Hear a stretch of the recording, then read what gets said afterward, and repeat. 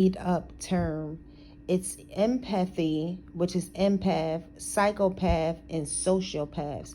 It's the three paths, right, that led to the mutation of narcissists.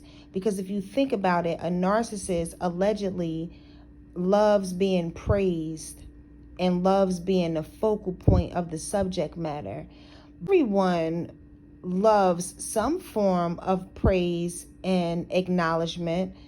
Back to the brain and how the over emotional response is triggered in a person who tends to be more hypersensitive or highly empathic, and the lack thereof is triggered in the individual who doesn't show much emotional maturity. These narcissists are experiments that's created based upon different areas and triggering of the brain.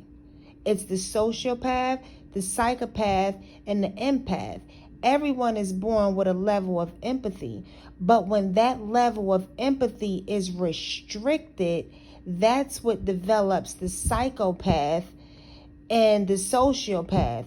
But if you look at it from another perspective, everyone has an area of empathy as well as psycho, which is the psychopath and the empath. But if it's triggered and depending upon the area of the brain that's triggered, whether it's on the high emotional side or the lack thereof, that will determine whether the individual is considered on a spectrum of empathy or on a spectrum of psychopath.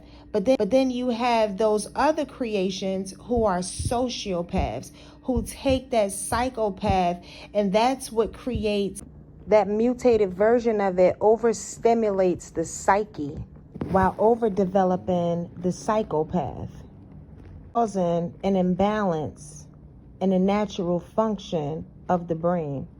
That psychopath begins to develop and birth the sociopath that creates many different behaviors. See, the psychopath and the sociopath, they have similar behaviors. In conjunction, the psychopath and the sociopath makes up the narcissist. Make up, meaning that it's a made up term, often derived consciously.